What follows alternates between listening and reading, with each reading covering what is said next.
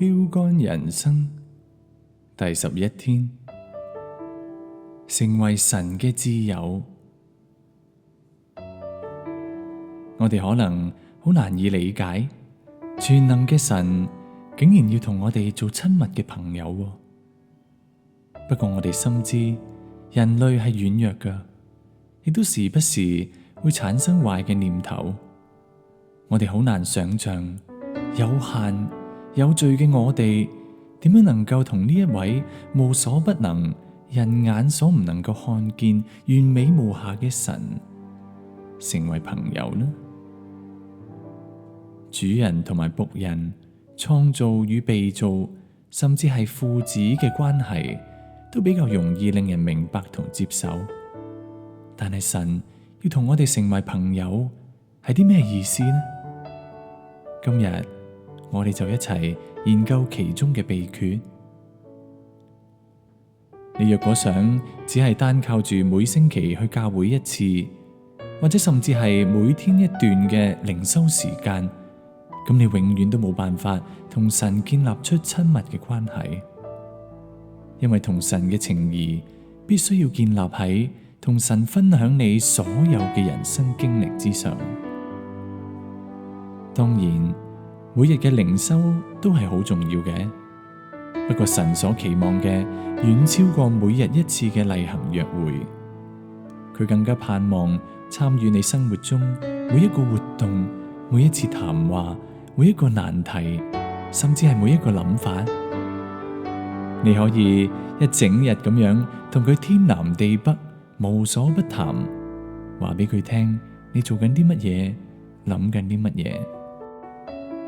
今日我哋可能會覺得常常需要放下日常嘅工作去敬拜神，咁係因為我哋仲未學識經歷佢時刻同在嘅緣故。你可以不妨嘗試整日不斷咁以簡短交談嘅方式禱告，而唔作冗長複雜嘅禱告。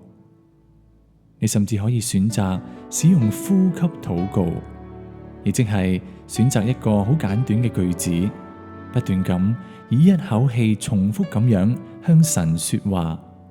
例如係你與我同在，我接受你嘅恩典，我要依靠你，我屬於你，我要認識你，請你幫助我信靠你，等等等等。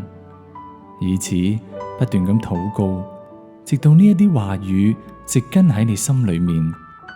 只要切記你嘅動機係要榮耀神，而唔係想控制佢。你仲可以嘗試整天思想神嘅話語，亦即係默想。如果我哋唔認識神所講嘅說話，就唔可能成為佢嘅朋友。